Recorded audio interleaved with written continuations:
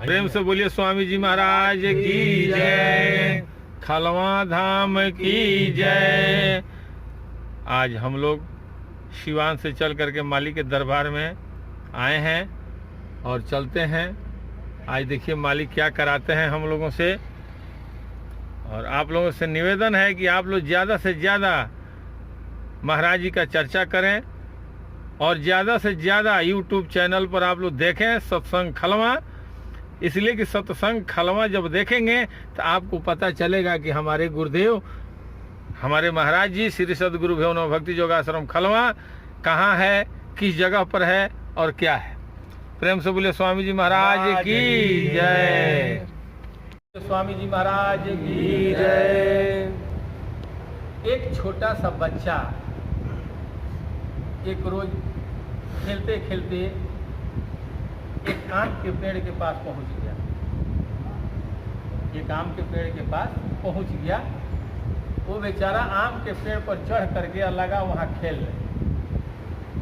फिर शाम हुआ, अपने घर चला गया। वो डेली जाता था, डेली खेलता था, चला आता था, चला जाता था। लड़का जब 5-7 साल का हुआ तो उसके गार्जियन बोले कि इसको पढ़ाना जरूरी है। तो घर का गार्जियन बोला कि तू पढ़ो। स्कूल में जाना स्टार्ट कर दिया हो। जब स्कूल में जाना स्टार्ट कर दिया तो आम के पास तो नहीं जाता था। वो आम का पेड़ अब डेली उसको ढूंढता था कि जो लड़का मेरे पास आता था आज वो कहाँ गया। 10 दिन, 15 दिन, 20 दिन बीता। उसके बाद वो लड़का आया। आम का पेड़ जब देखा लड़के को तो आम का पेड़ खुश हो गया कि चलो आज लड़का फिर आ गया मेरे पास। आम का पेड़ ने पूछा उस बालक से, वो पूछा कि इतना दिन तुम कहाँ थे, तुम तो एक बैग गायब हो गए। लड़का बोला कि क्या करूं, मुझे अब पढ़ना लिखना है। अब आपके पास बैठ करके और आपके साथ खेलूंगा नहीं। वो पेड़ बोला कि पढ़ना लिखना है तो कौन तुमको रोक रहा है, पढ़ो लिखो। तो कहाँ से पढ़ेंगे लिखेंगे, पैसा चाहिए, प्राइवेट स्कूल में पढ़ना है, अब पैसा हमारे पास उतना है नहीं। वो आम बोला कि काम करो, मैं अभी इस पर से आम झाड़ देता हूँ, ठीक है, तुम इस पर चढ़ो और थोड़ा इधर उधर खेलो हमारे साथ, और मैं सारा आम नीचे ढाल देता हूँ। ऐसा आम को बेच करके तुम स्कूल का फीस दे देना, पढ़ाई हो जाएगा। लड़का बोला अरे वाह क्या बात है, चलिए हम चढ़ते हैं। वो आम के पेड़ के साथ वो लड़का खेलने लगा। ध्यान से सुनिए कहानी, ध्यान से सुनिए। वो लड़का आम के पेड़ पर चढ़ा और आम से जब लिपटा तो आम का पेड़ हर जीव, उसमें भी जीव है। वो तुरंत दाढ़ी हिला, आम नीचे गिरा, लड़का उतरा, बोरा में कसा, आम को ले गया घर पर, माँ बाप को दिया, बोला कि माँ बाप को इसको बेच दीजिए, हमारा स्कूल का फीस हो जाएगा। वो आम बेच करके स्कूल में एडमिशन करा लिया, लगा पढ़ने। पढ़ते पढ़ते पढ़ते पढ़ते पढ़ते पढ़ते जब वो कुछ दिन पढ़ लिया तो आम का पेड़ ढूंढ रहा था उसको कि भाई गया पढ़ने के लिए, कहाँ रह गया। ये तो अब जब जाता, जैसे जैसे बड़ा हो रहा है वैसे वैसे हमसे दूर भागते जा रहा है।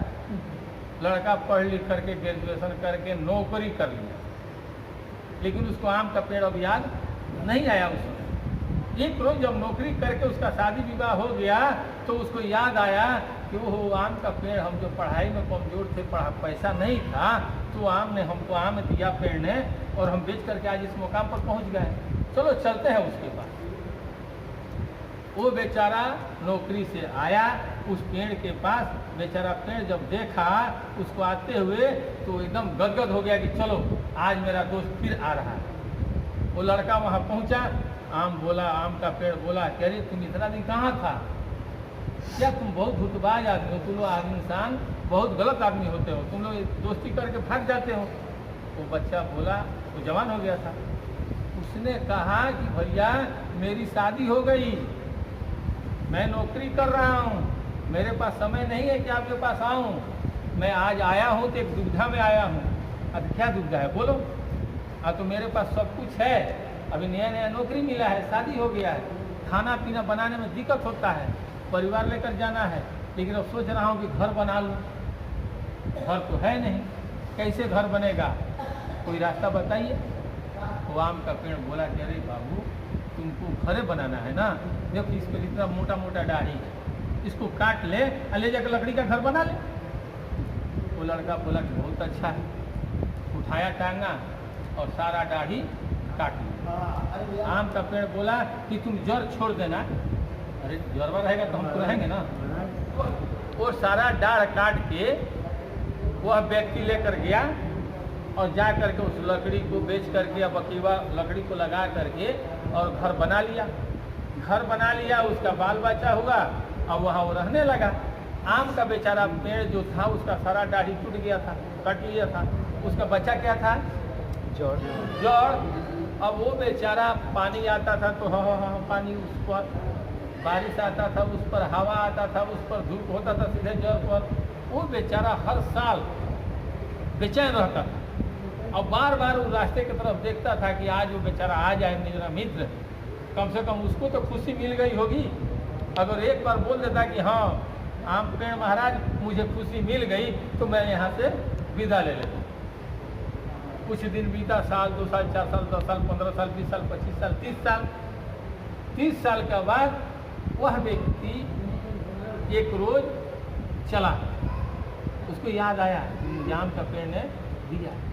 जैसे ही जड़ ने देखा कि भाई ये कौन आ रहा है, देख रहा है कि बुढ़ा व्यक्ति एक उधर से चला हुआ आ रहा है। आम के पेड़ को ये ध्यान नहीं था कि वो बूढ़ा हो गया होगा, लेकिन ये देख रहा है कि एक बूढ़ा व्यक्ति उधर से आ रहा है। सोचा कि चलो देखते हैं कौन है। वो बूढ़ा व्यक्ति आया आम के पेड़ के पास। आम का पेड़ साइलेंट मोड में खड़ा था। बूढ़ा व्यक्ति बोला कि क्या हुआ, मुझे नहीं पहचान रहे हो?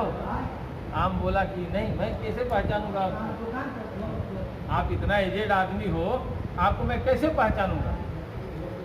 बूढ़ा व्यक्ति बोला कि अरे मैं वही लड़का हूँ, मैं वही लड़का हूँ जिसको आपने आम दिया था और आम बेच करके मैंने पढ़ाई किया था और आपने अपना पूरा डाढ़ पात काट करके मुझे लकड़ी दिया था जिससे मैं घर बनाया। आज मेरे पास सब कुछ हो, मेरा बेटा बेटी नाक में तो सब भरा है, लेकिन आज मुझे महसूस हो रहा है कि मुझे आपकी ज़रूरत है। वो आम का पेड़ बोला कि अरे तो मैं भी तो इधर बेचैन हूँ। तो आम का पेड़ बोला कि अरे तब आ जाओ ना, अब देर किस बात का है, मैं भी जाने वाला हूँ। वो बूढ़ा व्यक्ति बोला कि मैं आपके चरण पे पैर सर रख करके और चाहता हूँ कि आपसे लिपट करके यहीं रह जाऊँ। तो बोला कौन तुमको भगा रहा है, आ जाओ।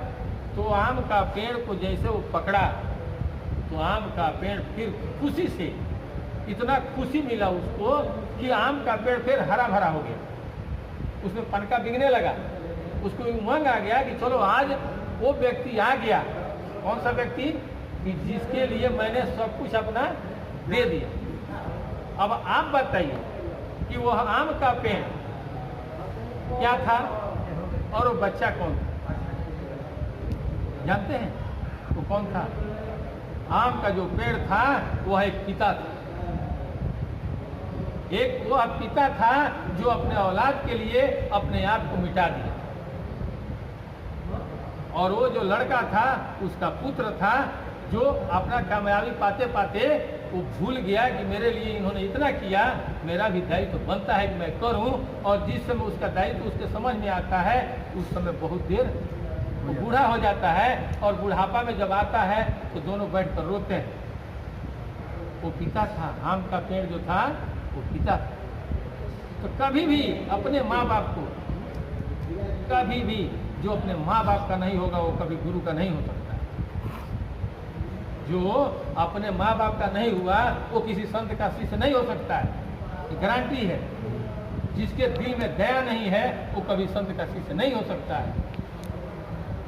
कहने के लिए सब कोई कहता है, लिखा है कि जहाँ दया तहाँ धर्म है, जहाँ लोभ वहाँ पाप।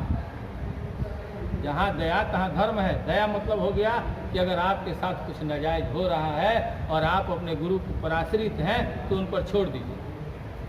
सीधे बोलिए कि हे महाराज आपकी मर्जी, आपकी लीला, आपको जो करना है कीजिए, बस मुझे कुछ नहीं करना है, मैं तो बस आपको जानता हूँ। जिस दिन आऊँगा उस दिन आपसे हिसाब लूँगा। इतना गर्व होना चाहिए अपने आप में कि मैं आपका भक्ति करता हूँ, मैं आप महाराज जी आपके भजन में मैं एनी टाइम लीन रहता हूँ, फिर भी मुझे कष्ट होता है तो मैं तो डूबूंगा सनम, तुझे भी ले डूबूंगा।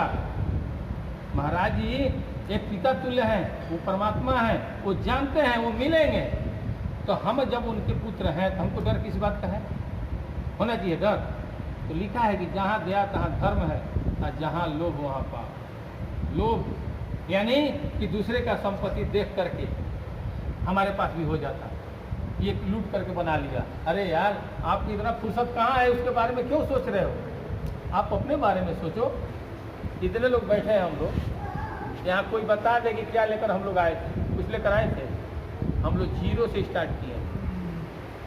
हम लोगों के पास जीरो था जब जन्म लिए, तो आज अगर सब बर्बाद हो जाए तो क्या हम लोग जीरो पर पहुँचेंगे? पहुँच सकते हैं? है कोई व्यक्ति ऐसा? अगर सब खत्म हो जाए तो क्या हम लोग जीरो पर पहुँच जाएंगे? नहीं पहुँचेंगे। इसलिए कि हम लोग के पास दिमाग है, उस समय दिमाग भी नहीं था। आज दिमाग है, उससे हम मेहनत मजदूरी करके अपना पेट पाल सकते हैं। जीरो तो नहीं होंगे ना। लेकिन ये कब होगा कि जब अपने मालिक पर आस्था रखेंगे, अपने मालिक के बताए हुए मार्ग पर चलेंगे, तब रखेंगे। और जहाँ क्रोध वहाँ काल है, और जहाँ क्षमा वहाँ आप। यानी आपने अगर क्षमा करना सीख लिया तो समझिए कि स्वयं परमपिता परमात्मा आप में वास कर रहे हैं। क्षमा कर दीजिए, जाओ भाई तुम्हारा करने तुम्हारे पास। प्रेम से बोले स्वामी जी महाराज की जय।